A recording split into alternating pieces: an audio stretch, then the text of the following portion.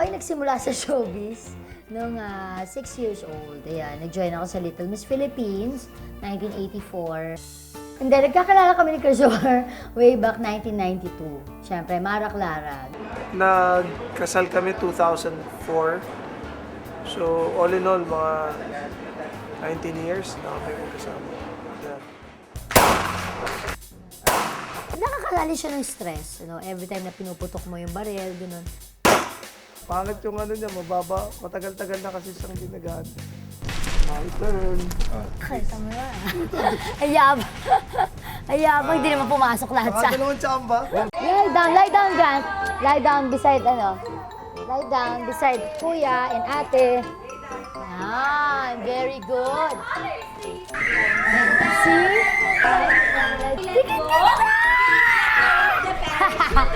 Dalog ka, dalog. Christoph, Akisha, and Granty. Say hi. Hi. Hi, Granty. Isa ito sa favorite bonding namin, itong paggagawa ng Yeah, we're gonna make scrapbook. Yes, Yeah, we're ayan. gonna make scrapbook. Ayan. Ito kasi, syempre, yung mga cherished moments namin, Yeah, yung let's mga open it. pictures, Yeah, let's open it. ay nilalagay namin, syempre, dito. Gumagawa kami ng scrapbook. Are you ready, guys? Yeah! Yeah! Are you ready, Granty? Ah! Okay, now, let's start doing our scrapbook. Yeah. This picture, Yeah. Christoph, And I. Daddy, Daddy and mommy. and me, ito yung isa pa lang yung baby namin, si Christoph pa that time. Nag-attend kami ng children's party that time, nakatuwa namin na magpa-picture Yes. dun sa field. Ayan. Yeah. So, wala pa nun si Akisha. Wala Look pa at my nose over there. Siyempre, computerized na lahat, parang high-tech na. Parang importante rin, may hard copy ka ng mga moments na umaalis kayo, ganyan. Or let's say, yun nga, yung mga out-of-town trips namin. O yung mga simple bonding nyo together. Ito yung first Hong Kong namin together with Christoph. He was only 1 year old and 11 months. I was like this. Maybe over here. Mas madalas ko kasama na gumagawa ng scrapbook, of course, with the kids. Kasi nga, parang sa kanila, parang arts and crafts yung ginagawa namin eh. Naaaliw sila, na hindi nila napapansin yung oras. Tapos at the same time, nakaka-focus sila doon sa isang bagay. Pinapaste namin yung mga pictures doon. Napapag-usapan namin, I remember this one, di ba? Ito yung we went to the beach, ganyan-ganyan. So, at the same time, hindi lang yung para bang nare-refresh din sa isip nila, nakakapagkwentuhan kami. Importante yung communication din di ba? And then, kami naman even before, mahilig na ako na gumawa ng scrapbook. Pero, not just pictures, kung hindi, ito, very old scrapbook na to, na ang laman, yung mga old, yan, letters or love letters pa namin ni Christopher na simula nung 12, 14 years old kami, ayan, yan yung mga notes, letters, yan, love letters na talaga naman pati yung handwriting namin nag-evolve. Parang nakakatuwang balik-balikan na ito, buong-buo pa rin yung mga letters. Ito nga, itong papel na ginamit dito was likod lang ng script nung namin, when we were in Mara Clara. Halo-halo yung emosyon pag binabalikan mo yun pwedeng natatawa ka, naku, pangit naman ang sulat mo dito, bebe, parang ganun. Ay, naku, ang ganda pala ng handwriting ko, yung ganyan. Or tipong, bebe, ang corny mo dito, ay, mga ganyan. Yung parang, ang sarap balik-balikan ng mga moments na yun. And then, nagkakilala kami ni Crisor way back 1992. Siyempre, Mara Clara, no? Kaya sabi sa inyo, very memorable sa akin ang Mara Clara kasi doon ko rin nakilala ang aking, that time, hindi ko pa naman alam na mapapangasawa pala, di ba? 2 years younger siya sa akin. I was 14, he was 12. Tapos, hindi kagad tawag nga nila, parang hindi ako naniniwala kasi sa love at first sight, di ba? Parang, mahal na agad, di ba? Start lang, usual na friends, tapos, ayun na, may crush na ako sa kanya. Tapos yun na. We started going out. Pero it's more of parang puppy love, childhood sweethearts, yun. Nanligaw ko sa kanya like 2 months ata. Tapos naging kami January 8. Tapos nagkasal kami 2004. So all in all, mga 19 years na kami magkasama. Yeah. Parang it was too good to be true for me. Sabi ko nga, parang it wouldn't be possible kung hindi rin siguro itinulot ng Diyos, di ba? At saka kung hindi rin dahil sa prayers. Kasi ako talaga, pinag-pray ko talaga yon na, syempre, sino ba nang may gusto na hindi yung first boyfriend mo, yun na rin ang makatuluyan mo.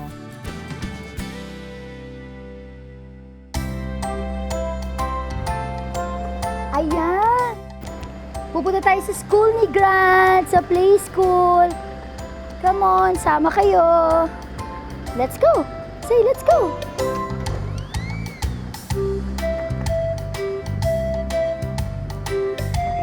Are you excited to go to school?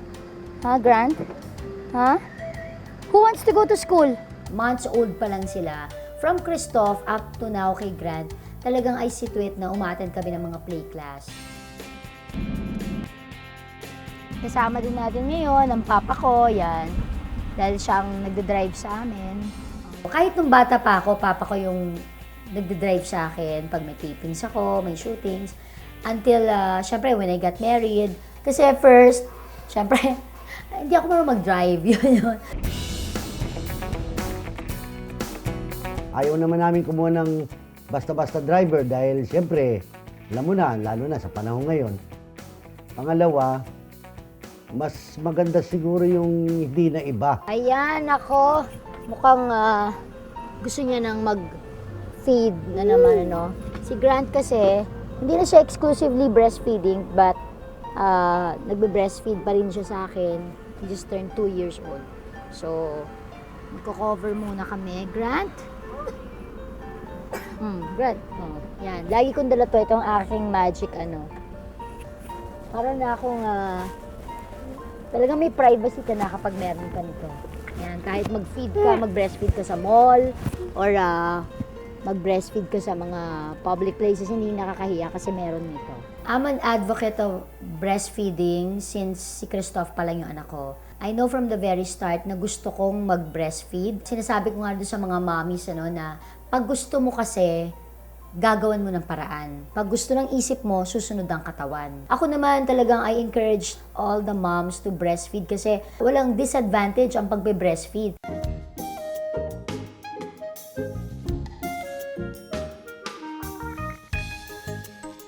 While waiting, oh, teacher, come on, teacher. Go there, go.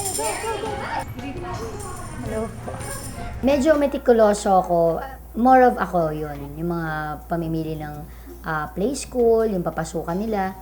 Kasi sinisiguro ko na hindi masasayang yung enrollment namin, yung time na guguguli ng anak ko doon. Hindi lang siya basta naglalaro. Gusto ko play and at the same time, he will learn a lot. Okay, are you ready? Close your eyes. 1, 2, count. 3, 4, and 5! What's this? What's that, Grant? Teachers? Rainbow roll! Alright, so we're gonna do our warm-up first. So everyone, can we all stand up? Come on. Stand up. Okay. Grant, hold, Grant. What are we gonna do, Grant? We're gonna go to the center. Alright, so everyone ready? We're gonna march in slowly first, okay? Okay. Everyone ready? Ready. And in. Good job. And in. First is importante yung interaction with other kids. Natututunan nila yun na makipag-share na kung ano man yung nilalaro nila doon. Maki-interact, di ba? Tapos, syempre, pati yung pagsasalita nila, gano'n. Tapos, following instructions. So, comprehension, yun, importante rin yun. Hey! Oh! Kiss mommy! Kiss mommy! You wanna join us? Come on! Come on! Sira, ando siya. Kira. There's Kuya. Oh. Yay! While having our class with Grant sa play class, nagulat ako na biglang dumating si Christopher with the kids. So, sinundo niya pala yung dalawang kids from school. Lie down, Grant. Lie down beside, lie down beside Kuya and Ate. Ah, very good. See?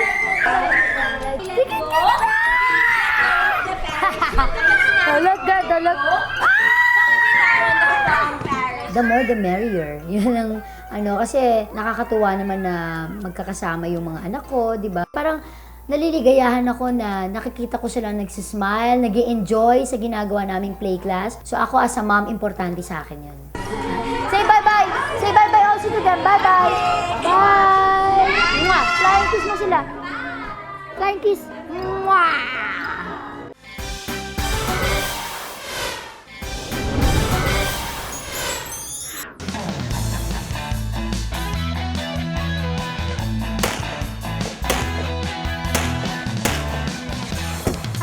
Nandito tayo ngayon sa Armscore Shooting Range at isa ito sa bonding namin mag-asawa. Meron kaming firing lessons with Sir Bob Sahot. Hello, Sir Bob! How are you? Hello po. Magpe-prepare muna kami. Dati kasi, we used to play badminton. Tapos, we used to go to the gym together. Kaya lang, nangyayari. Ang tagal kasi niya mag-gym eh. Parang naiinip ako. Gusto ko at least 1 hour lang. Hanggang sa, ito nga sabi niya, dapat mas maganda, meron tayong ginagawa together. Sabi niya, why not we try itong firing. Makakita pa lang ako ng mga baril dati. Na ako, natatakot na ako. Yung talagang very baka may bala yan, ganyan. So, nung dinala niya ako dito sa Armscore, yun, tapos in-encourage niya ako na, well, ng firing lesson. Sa'yo, single position lang. Okay naman sila, very enthusiastic, no? Tapos, good students, nakikinig ng mabuti sa instructions at nakaka-catch up sila. Maayos naman. Pagdating sa pag-handle ng firearms, napaka-safe niya, no? Ang progreso sa kanya, mabilis din kung kukumpara sa ibang mga estudyante na in the past. Alam mo naman ako, isa sa sakit ko, machika ako. So, there was a time ng mga first lessons ko with Sir Bob, lagi niya ako pinapaalalahanan. Kasi minsan, alam mo, tapos bigla yung baril ko. Kung saan sabi ko natututok. So, isa pala yun sa dapat syempre safety first bago ako chumika.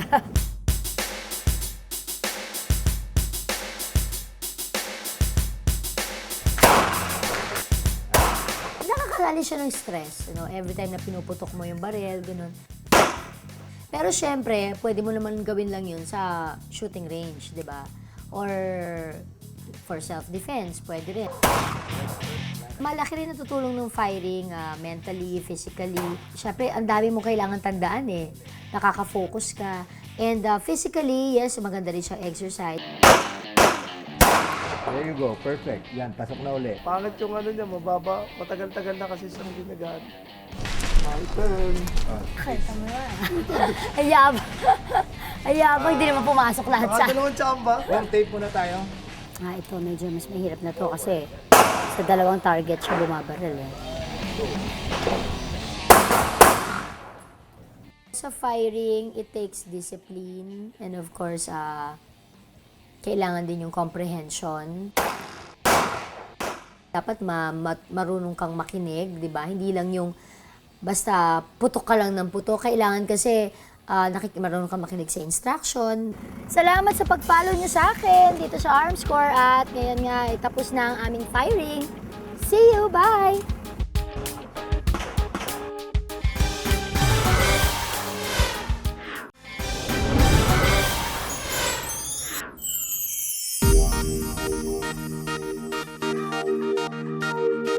Hello, Kuya. Good morning. Hi, nandito na tayo sa MTRCB at bilang isa po sa mga board members ay araw ko ngayon para mag-review ng TV shows or movies. Kaya halika na, akit kayo para pakita ko sa inyo ang office namin. Hello! Good morning! Hello, Gladys. Good morning. Hello. And of course, andito si Bobby, of course, one of the board members also, Miss Leah Navarro, Attorney Gabby Concepcion, and Attorney Del Prado, yan. So, today, kami yung pumasok pa lang, pero marami kami, 30 kami, all in all. I really didn't expect na magiging board member ako ng MTRCB. Nandun naman yung passion sa akin na makatulong para sa matalinong panonood, lalo na ng mga kabataan ngayon. Dahil nga, pagka naging nanay ka, importante sa'yo kung ano yung napapanood, nakikita ng mga anak mo. Kasi yun yung malaking effect sa kanila, sa pagsasalita nila, sa pag-uugali nila, and even sa mga ginagawa nila. May dalawang shift kami, morning and afternoon. So, pag morning, usually, medyo, ganito kami. O kaya, iba-iba, no? Minsan, lalo na pag Thursday, mas marami. At saka may ongoing competition sa morning shift. Sino pinakamaaga? So, parang si Alan Begs. Early bird. Kailangan talaga meron lang enumeration. Yes. She's one of the most hardworking board members here in the agency, the MTRCB. And unfortunately lang, there are times kasi pagka may show siya, may taping siya, medyo matagal siya nawawala. But her input here is very much appreciated because meron rin siyang sarili niya mga expertise eh. And at the same time, I always imagined when I started working here with her that she'd be one of the medyo conservative, you know. But to my surprise, she's pretty liberal naman. Ito ang office ni Chair, ang aming bagong Chair, Attorney Eugenio Villarreal. Hello, Gladys. Ayan, Chair. Hello to all those fans Chair of Gladys. Ito Yes. po, follow the star yan, Attorney. Oo, para ka palang bente. Isang naging makabuluhan na papel ni Gladys na talagang napahanga ako ay naging aktibo siyang miyembro at patuloy na nagiging aktibong miyembro ng aming adjudication committee. Kung saan si Gladys ay dinidinig niya ang mga usapin ukol sa mga narereklamong mga programa. Una, yung lawak niya na rin ng eksperyensya, no? Karanasan sa industriya. May personal trait siya, no, na si Gladys ay isang taong bukas sa napakaraming mga bagay-bagay na she's always open to learn, no? Many things.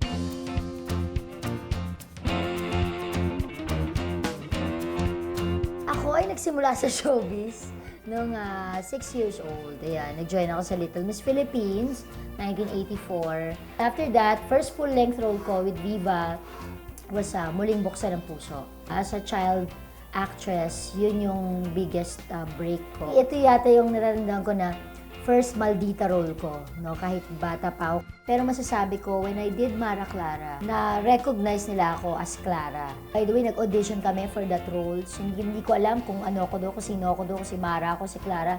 Basta may script silang pinabasa sa amin ni Judy Ann that time. And then, siguro, obviously, mas sweet yung mukha ko. Kaya doon ako sa kontrabida nilagay. So, ito yung sample ng aming review sheet, ano? So nakita mo dyan yung mga assignments, morning review session. Aba, akalain mo, follow that star. Ang ni-review kaninang umaga, ayan, post-review, ayan, follow that star. As a board member, ang aming trabaho ay i-review yung mga TV and movie materials, even print, even yung mga billboards, ganyan, na pang-billboard na materials, kami rin yung nag-a-approve nun or nag-disapprove. Ayan, nandito tayo sa preview room 3 at mag-start na kami na mag-review. I'm with Ate Lizelle, my BFF, Ate Lizelle Martinez, and of course, si Miss Leah, no? Kami yung tatlong board members ngayon na naka-assign for this committee at ayan, mag-review kami ngayon ng isang Tagalog movie. Ayan, ipapalabas din syempre sa television.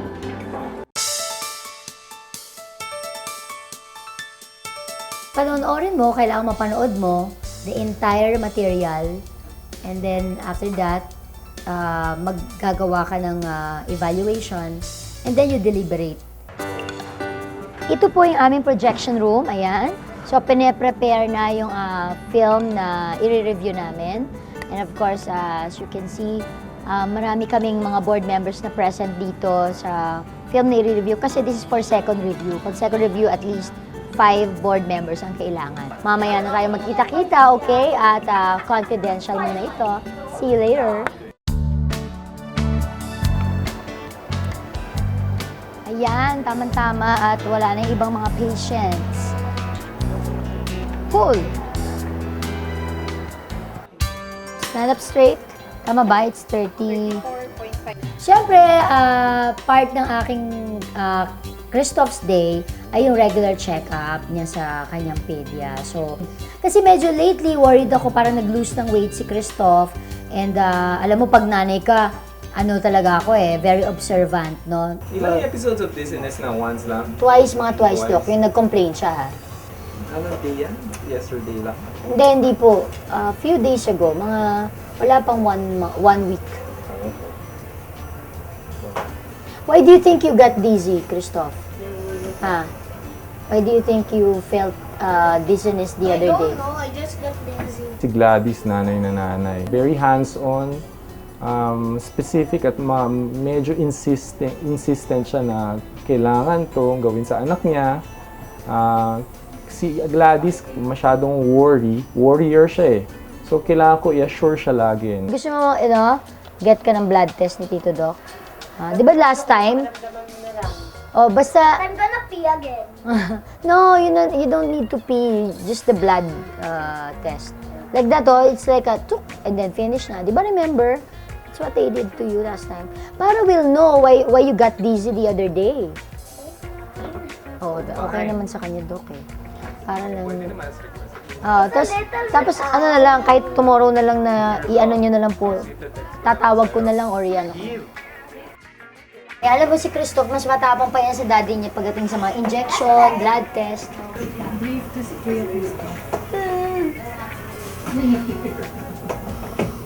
Watch this! Oy, Christoph, no, it's okay. Ay, it's okay. Don't look na, don't look. Sige, mami nila na.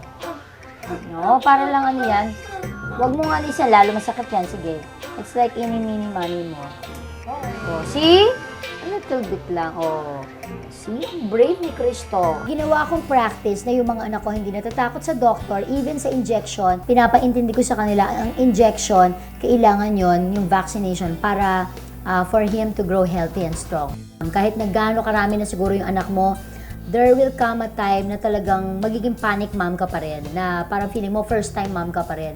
Sa bawat nangyayari sa mga anak mo. Dapat lagi kang involved. Kasi darating, ang bilis nila lumaki, darating ang panahon, ayaw na nilang ma-involve ka dahil may sarili na silang buhay. So ayoko lang magkaroon ng regrets. Kaya sinusulit ko, I savor each moment with them. Ayan ako, Doc. Thank you so much. Thank you po. See you again, Bye! Bye, Tito Doc. There's the results na later. Opo, thank you. Bye!